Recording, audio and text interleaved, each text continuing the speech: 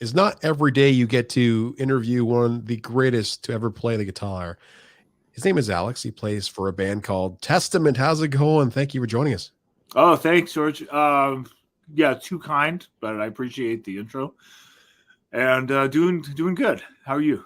I'm doing great. This show's called Meet Me for Coffee. It's about coffee, conversation over coffee, the feel of it. How do you take your coffee? You drink Yeah, coffee? I take it black. Awesome. I'm sorry I don't have coffee with me. It's kind of late on the East Coast, and I had a full pot That's okay. already today.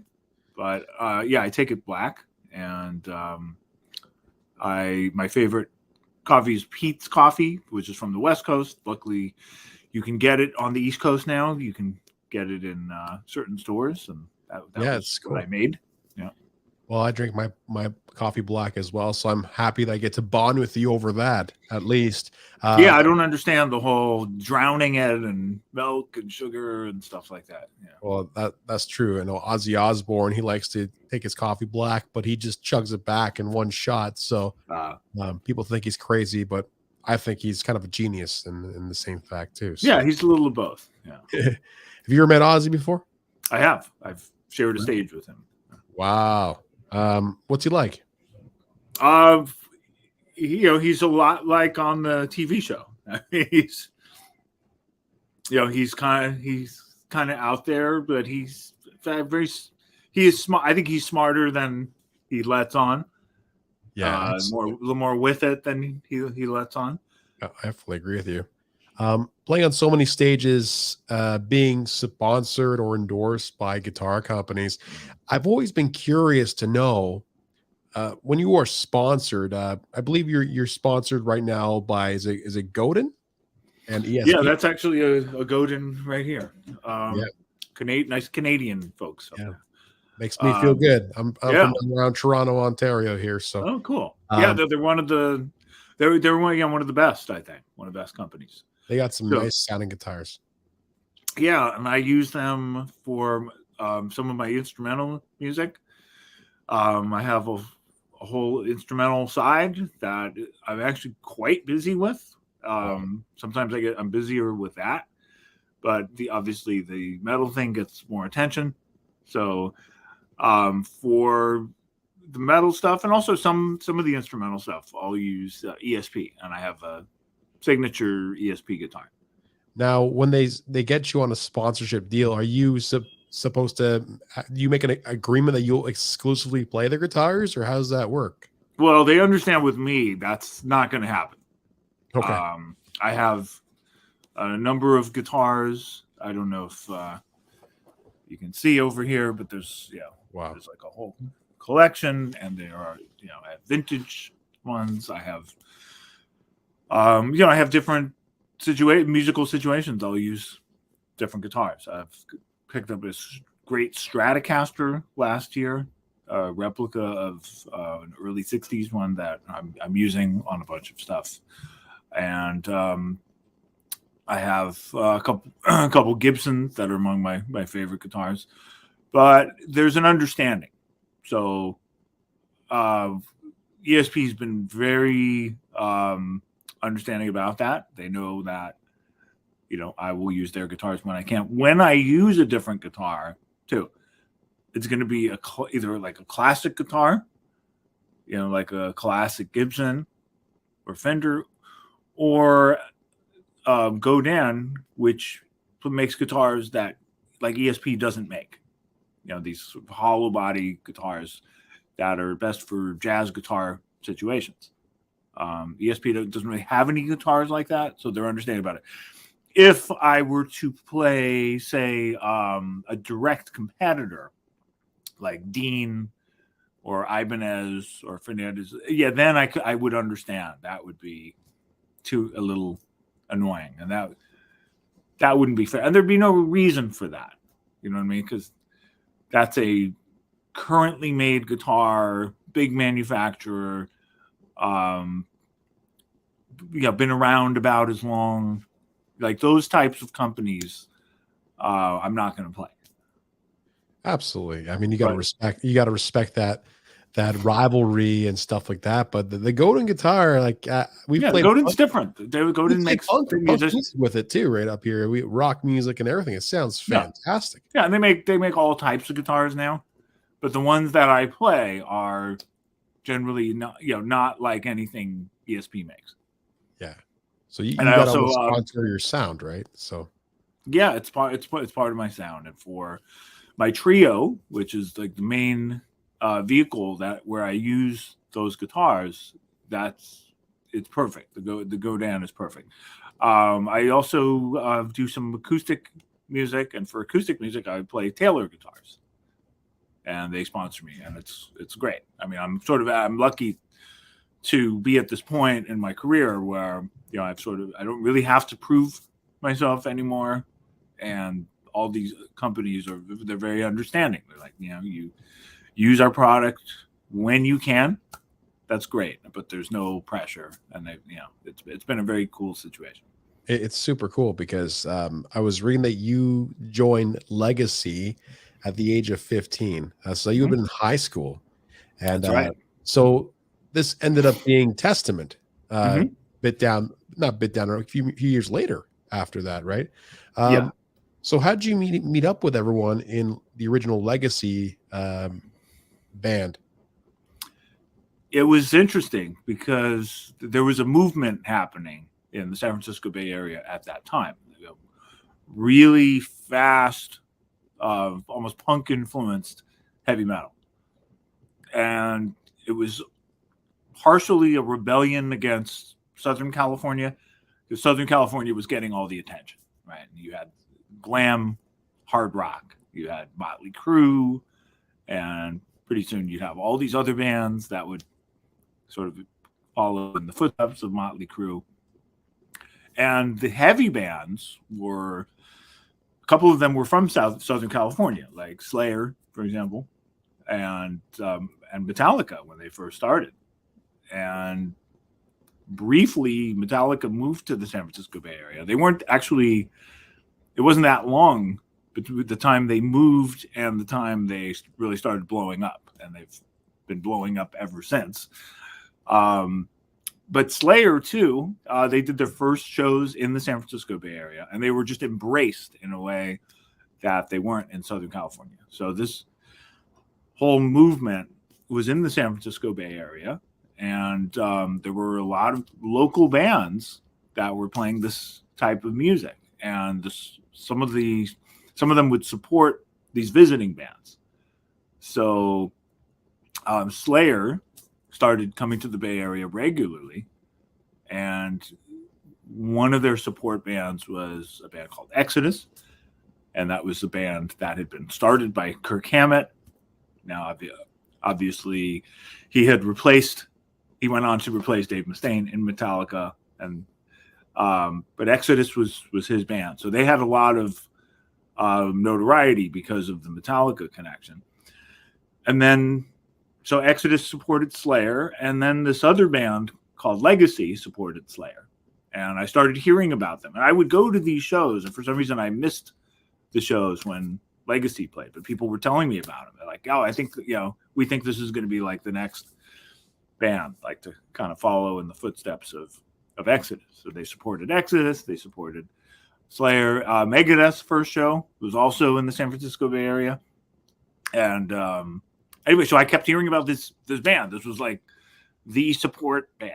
And I was having trouble putting a group together in high school. At that time, it was rare to have played an instrument, to play at least guitar for more than a few years. If you had experience playing an instrument, you were probably a classical musician.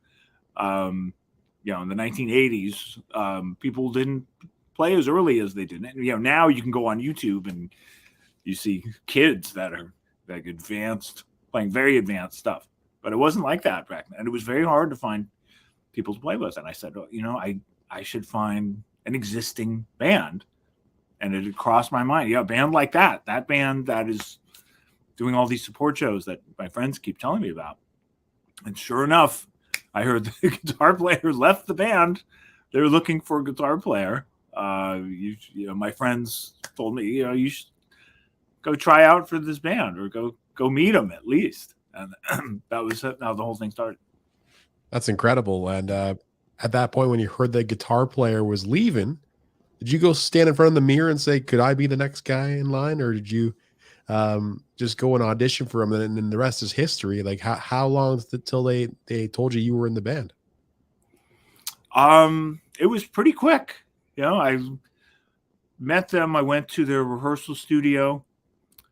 I think, you know, when I started warming up already, they just said, oh yeah, you should play with us. Yeah. It's incredible. And what's the timeline between, and why did you change name from Legacy to Testament?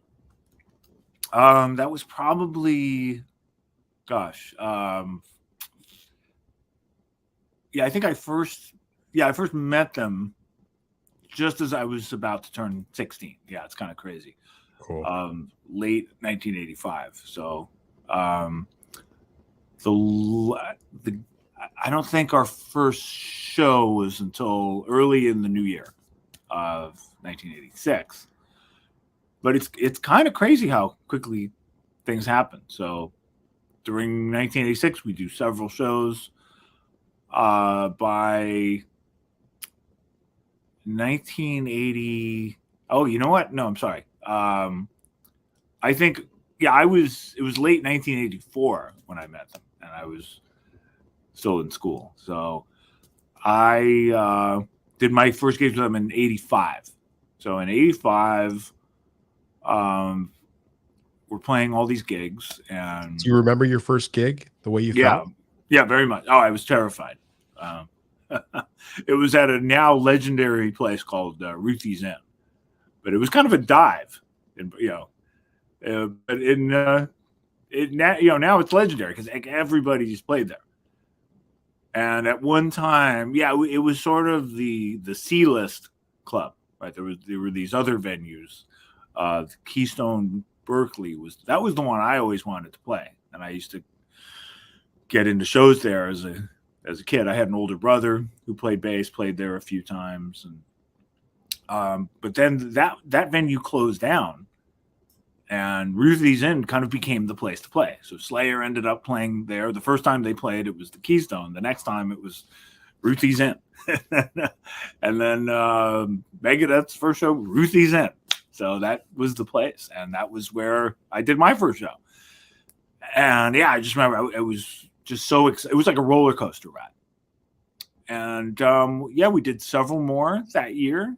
And then eventually, I guess by the time 1986 comes around, like all kinds of crazy things happen. So we had gotten the attention of Megaforce Records, which had been Metallica's first label. They were no longer on that label at this point. They were on Elektra Records. But Megaforce was, they were signing a bunch of bands. They picked up Overkill and King's X and some cool bands, right? And they were looking, I think they wanted another Bay Area band, and they had gotten word of us. We started talks with them during 1986. And also during that time, our singer left. So our singer, it was kind of nuts. So I joined the band in 85. The singer leaves in 86. He joins Exodus. So they changed the singer. That's Steve Souza. It was kind of crazy. And then by the time, it was really by the second half of 1986 where we found our next singer. It was still the singer, Chuck Billy. We did our deal with Megaforce Records, but once we went legit and we signed a record label, that's when you do a trademark search, and that's when you secured your name. And it didn't have the internet back then, so right, you didn't have the internet. So you had to, you had to. It was done by a music attorney usually. Cool. And that's what happened. Our attorney at the time, he's actually still our attorney, Elliot Kahn, great music attorney. He did the trademarks, and he warned us. He just said, "Look, if you guys, it's understandable. You haven't heard of any other bands with the name, but it's possible there's some other band somewhere that has the name and isn't going to give it up." So there was a hotel band, I think, in New Orleans, and they were smart. They trademarked the name, and they did their weekend cover gigs, but they were Legacy. So if they have the trademark, we cannot put out albums called Legacy. So otherwise, you'd have to pay them. Yeah, pretty much. And they weren't going to give it up. So that was how we ended up changing our name. There was an All Points bulletin to find a name. And I think Testament worked out because it was one of many names. And when you try to name a band, it's very difficult, right? No, everything sounds terrible. You can take existing band names, and if you didn't have those bands that they're associated with, it's probably going to be a terrible sounding name. So really, the band makes the name. But I remember pointing out to the guys, like, if we take this name, Testament, it's kind of cool because there's an even number of letters. You have the same letter in the front, you have the same letter in the back, you have this A in the middle, and then you have 3 letters on both sides. This could be, just, we should try doing a logo. So Eric, who founded the band, he's kind of the artwork mastermind as well. He doesn't do the finished artworks, but he always visualizes the artwork. So I had made that suggestion. He did like a sketch. Eventually, a real artist did a finished version of it, and it looks great. And we had no time to waste. We have to get in the studio. They need to start pre-orders, the whole process that happens, especially back then when you're putting out an album. So they have to put out a press statement. We have to do this. We need a name now. So it happened really fast. What were some of the other names that were in the air? Gosh, I don't remember. They were probably so bad. I can't even. I blocked them out of my memory.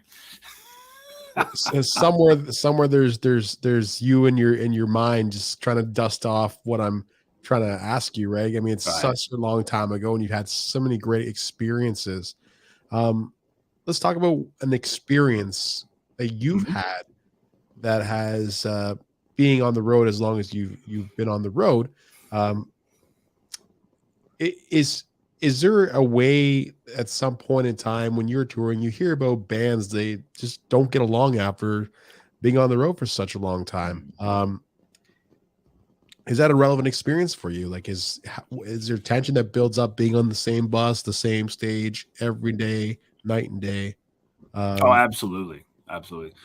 I think the resurrection period of Testament, which is like since the 2010s,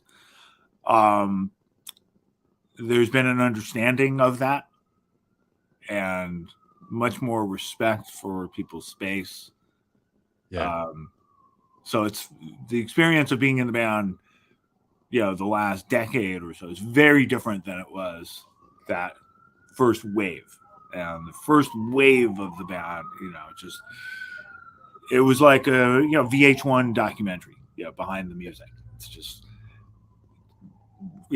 out kind of, there's just everybody's overwhelmed, and there's some out of control behavior, and it was tough. It was tough because there wasn't that respect for the space. And plus you guys are really tired too. Like, you just constantly touring and trying it's exhausting. But also when you're that age, I mean, gosh, I was around 18 when we did the first tour for the first record. The other guys were sort of early mid 20s, but still very youthful and pretty pretty wild. So it was just non-stop energy. So we finished the show. There weren't a lot of boundaries. Like, the band did not know much about boundaries back then. So the dressing rooms would just be full of friends and hangers-on and partiers, people that somehow got backstage full of smoke, full of and then the tour bus would be the same thing. So it just like there was no escape. It was just constantly a smoke and crowd-filled tour bus. And after a couple of years, it got kind of difficult. Luckily, by the time we did I think the third record, we had a couple buses. So at that point, we were able to, there was the crazy bus, and there was another bus you could go to escape, which wasn't as, even then, it was still pretty crazy, but not as crazy. And by the time we get to the early 90s, I'd had it. I'm just like over that. I was like 10 years older than I actually was mentally. And I just we gotta move on. I just want to focus on music. I can't deal with this constant noise and all these hangers on and everything. So I think that probably would have driven me out of the band no matter what. But then on top of that, the guys weren't getting along with each other very well. And there was all kinds of sort of behind the music drama. And mostly, like, I just felt like I was still developing as a musician. So I decided to step away and, just went down some different paths. Cool. And now, which I'm still on, but now I'm able to do it and balance it with the band. Yeah. Now you're able to do it in a different light. I mean, it's many years later, and you guys have pretty much obviously matured. There is probably some drinks on the bus sometimes, but it's not like super crazy, right? Oh yeah, I mean, some of the like biggest instigators before are now like first to bed. It's quiet time. They're over it. So that makes it much easier because it's like, okay, Well, Steve DiGiorgio, he's a big instigator too. Well, he wasn't there the first time around too. He was later. So I just love the way he plays. He's a great player. Solid, right? I mean, spoke to him and Gene Hoglan for almost an hour in one of my episodes. Nice. Gene has left. What are the updates on the drummer situation? How does someone audition? I don't know. There's no auditions. No auditions, eh? Yeah. I think at this level, it could be crazy to do an announcement that the band is auditioning, and we would just be overwhelmed. We'd get overwhelmed with applications, and instead there's I think of as a short list. Okay. That's being looked at, and it includes some known drummers, some that are more up and coming, like more recent generation drummers. We'll have no problem. I mean, I think everybody who's being considered is really good. No question. And these are tough shoes to fill, obviously. Very big shoes metaphorically and in real life. But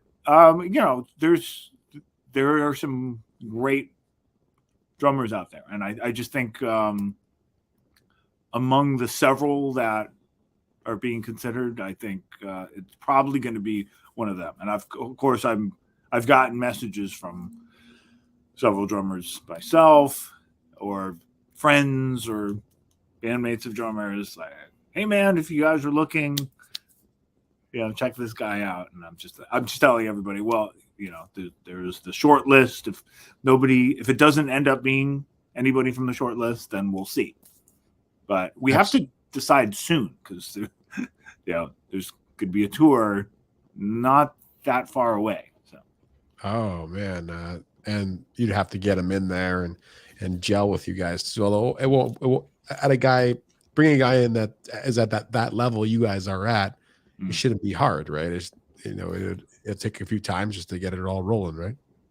Yeah, I mean, we know a lot of musicians just from doing the festivals and just from the whole circle of music. So there are some obvious ones that come to mind, and it's about schedules and who not only who's available, but who really wants to do it.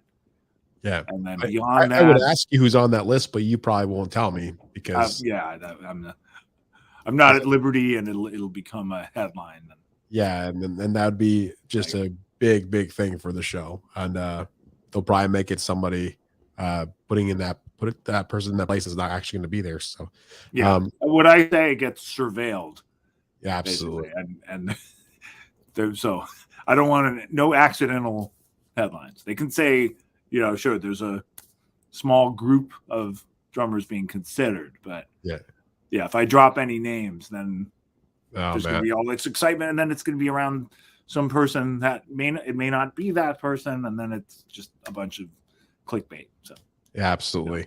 You got your own podcast as well, right? Mm-hmm. Let's talk about that. What's it called? It's called Moods and Modes. Oh. And I started it in July of 2020 during the pandemic, during the lockdown phase of the pandemic. And I'd been planning it for a long time, but I finally got it together. And really just, it was an opportunity to do the type of shows that I like to listen to. I listen to a lot of podcasts. I know the ones that I like. It's audio only, by the way. We are planning to put them on YouTube, but I don't film it the way we're filming this. So this gets put out in both versions, right? It's going to be, yeah. Sometimes it's cool to just see the person too, right? Oh, did he actually talk to Alex from Testament? Yeah, it's him, right? It's cool. Yeah, but it's not just interviews either. A lot of it's really more storytelling. I like it. Yeah. So there have been several. Some of them have been about music stores. I went to Sweetwater, one of the largest online music retailer. Cool. I love that store. Yeah, it was great. And I did a master class there, recorded with one of the best bass players on the planet, in my opinion, Stu Ham. And we've played together a lot. We have a recording coming out. But I documented that process. I got a tour of the facility, talked to the guys. That became an episode. I also did an episode on a vintage guitar store in Brooklyn called Retrofret, and talked about that, talked to them. That was a lot of fun. And then I've been fortunate to have some really great artists that I talked to. So before the pandemic, I was already planning to do this. It just took the pandemic for me to finally get together. But even before that, I had a few New York musicians over to my house, and we played together, just playing duets. And it was really cool. And so there's a few episodes like that. But then once we had the pandemic, then there's Zoom. And I did a bunch of interviews on Zoom. They're not just interviews. Like, I'll talk to people, but then if we're talking about a certain type of music, maybe I'll play the music and I'll do extra commentary. And I've had a couple quite well-known musicians that I'm still pinching myself that they were on with me. One of them was Peter Frampton, and another one was Pat Metheny. And there's some others, in the work. So it's become a thing, and it's on a network, Osiris Network, that has a couple hundred podcasts, all music focused. Oteil Burbridge, who's another one of my favorite bass players. He has a podcast on there. Eric Krasno, just really like musicians, and a lot of deep dive music podcasts, but it's all built around music, and it's a great network to be a part of. Do you ever think that people pinch themselves when they're playing beside you as well? I don't think about that. Yeah, I don't think about that at all. Yeah. I would have to probably hit myself over the head with a chair just to be like, holy cow, I'm holding it down. You are a great musician, Alex. Oh, thank you. I'm just dedicated. That's how I think. I love the commitment. I know. I heard you had was it a hip hop rap album? Yes. I saw Blabbermouth like posted about it, and people were out in the comments like, "What the hell is going on here?" Well, you know, it's funny because that's the one way I tend to end up the subject of quite a few clickbait headlines, especially on that website. And not that I do the rap songs for this reason, but I know it's gonna just troll the clickbait culture. Absolutely. I had David Ellefson on the show earlier last year, and he's clickbait for very different reasons. Which probably shouldn't. But I still respect the guy as a musician. He's very good. Yeah, he's a great guy. So one of the articles on Blabbermouth was how he takes his coffee with oat milk. I saw my face on there. I was like, man, this could be pretty good. I click on the link. He's like, oh, he takes his coffee with oat milk. It's like, that's it. I thought that was a good. It was a good show, right? Like, it was like a 2-liner. And that was it. Yeah, that was the story. Yeah. Well, anyway, so the rap song is my third. I actually came out. The first one I did came out was right before the 2020 election. And it was just things I needed to express. I had thoughts about it and everything that was going on. And before I even did the song, I had just done a post, just encouraging people to vote. Things to consider. Just, I'm not towing the party line. I'm not telling people they should just watch one network, such as CNN or. Yes. I'm not saying, I'm not saying anything like that. I was just trying to give some perspective and why it was important to vote. And I think, I was very polite. Anyway, so some of the reaction, particularly on the sort of right-wing Donald Trump fan side of things, which I didn't realize there were so many of those that were following me. Like, what are you even following me for? Yeah. Well, I got a bunch of them are like not following me anymore. Apparently, unfollow. They wait for you to do something, and then all of a sudden they emerge, right? Yeah, and there's also these guys that say, "I was a fan, not now." Or you've made me a Republican. I'm not. I think a lot of them are just trolls. Like, there's no way there's that many. You know what I mean? There's a lot of very suspicious ones too, but there are some who believe it.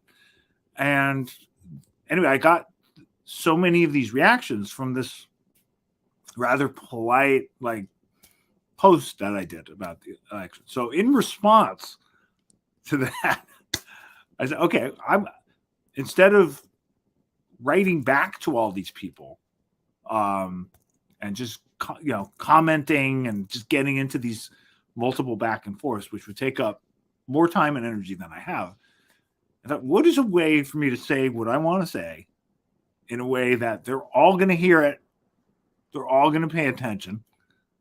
And it ended up being this rap song called Trump Sucks. And I do this introduction in the beginning where I say, I did a post about the election and you guys inspired me to write this song. This is for you. That's so good. It really shouldn't matter I don't understand why we're so even up here in Canada, everybody has an opinion about everything, right? It's that's it just happens, right? You write a song purposely and to cause an uprising, and that's what happened, right? I was amazed. I thought I would just annoy people on my socials who were just kind of reacting to me. It was really for them, but I didn't. It got picked up far and wide, beyond metal press. It was, it really became a story. You became an instant superstar. That's what happened. I don't know about that, but and the whole thing was done over in less than a weekend. I think I decided to do it on a Saturday. I wrote the song Was up till like 3 a.m, just working on the song, getting the basics recording. Tracked the song, finished it all by the next evening, and then shot the video right here on my sofa because we were in lockdown still. And it was also good practice because I wanted to see if I could put a rap song together, play bass, play keyboards, and play guitar, and record it and make it decent. And yeah, by Monday I had this song. I posted it, and I think if I knew how much reach it would get, I probably would have spent more time on it. But it's fine. I listened to it, and it sounds cool. So then my next one was called WAFM, right? And that sounds like a radio station, but it stands for Wear an Effing Mask. And it was obviously with that one, it was a bit, addressing the whole anti-mask culture, right? When that was pretty new. Yeah. And that one I put a little more time and effort into. And then, I've had these requests, like people have hounded me, do more. The people who hate it really hate it. And there's plenty of them, but there's a lot of people that just love it and they want more songs. And then so this latest one, I started working on last spring. And I think I started it in June or May or June. And I finished it by July. It took like a month or so. And I had a real hip hop producer mix it, Johnny Nice. I had it mastered. I kind of went all out. I had a guest rapper, Kimmy G. Yeah. And I'd wanted to write one about Fox News, which is just this insane news network. And I'm not saying that everything CNN says is good, and I'm not saying you should listen to any particular media outlet, but Fox, the nighttime Fox people are insane. They're just, these are these people, they yell at the TV. They have on these election conspiracists and, just talking about it adds to a lot of this, right? I mean, there's so much going on. People I said this earlier today. I'm really having a hard time believing a lot of the things that are happening because there's so much information going around, and that it's hard to trust anything anymore, right? And it's good that you can put two and two together. Yeah, of course. I get up with my pants on in the morning, of course. I mean, but I'm saying, Alex, like, it's for a person who, I'm educated and I understand what's going on. Just, it's very hard to, listen to one thing, listen to something else. You don't know, right? It's you got to almost think every time you hear something, right? Well, it depends on, how things are presented. You just have to look at the information. I mean, to use Fox, for example.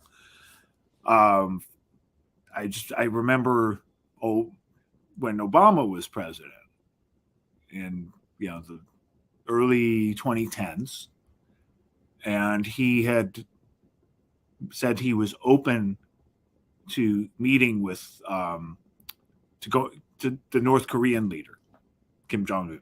He was open to talking to him under certain conditions. And I just remember Fox doing this hit piece, and it was just, this is un-American.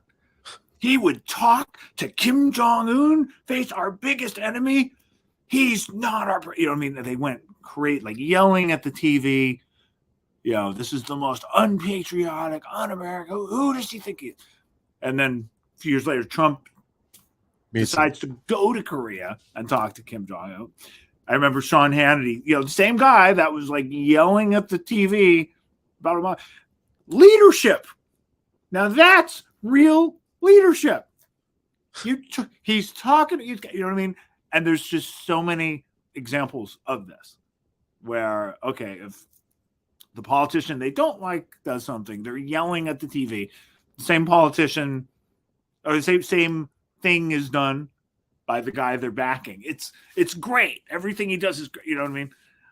And it's not like that on all the networks. You know, there's many that are critical. You know, people, since my song has come out, I'm hearing, you know, okay, why don't you talk about CNN? They're the real liars. You know, well, no, you know what? CNN actually has criticized President Biden. They don't give him a free ride. It's very different. So, you know, you can't make that comparison. And anyway, so the song is about Fox specifically, but also January 6th. And I thought I would have the song out much earlier. There's a whole story behind that. In fact, my latest episode of the podcast, Moods and Modes, is all about that.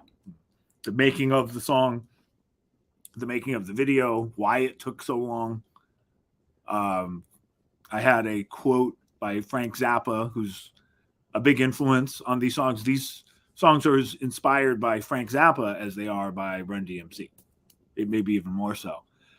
And I had to change part of the song. Long story short, it ended up taking much longer. And then as January 6th was approaching, this seemed like a perfect day to release the song. So it came out on January 6th. It's called Big Lie in initials, like respect, RESPECT. Ours is BIGLIE. And there's the podcast episode about it just dropped yesterday. So it's anywhere you get your podcasts, Moods and Modes. And it's been fun hearing the reactions. And I actually read some of the hate mail out loud on this episode and address it. And that's all, to me, that's all part of it. I don't feel affected by it. Well, I feel like you're good at expressing yourself. I mean, by the way, if you can do a rap song in the weekend, like you should run up to New York City and, you know, do a song with Jay-Z, because he just does the song right there on the spot. I live in New York City. Yeah. I can't freestyle though. That's a whole other skill, but I can put rhymes together. Alex, he goes in the studio. Jay-Z jumps in the studio and just does it. Like, no, he's amazing. He's totally amazing. And I know guys who can do that, and that's a whole other skill. I don't touch that, but I respect it. Absolutely. Well, I respect your skills, and I respect you coming on my show. Moods and Modes is Alex's podcast. Check it out on Apple Podcasts, Spotify. As part of the Osiris Network. You can go up to their website and figure out which one you want to listen to. There's over 100 on there as well, including Moods and Modes. Thanks a lot, man. It's man. I'm looking forward to having you back on.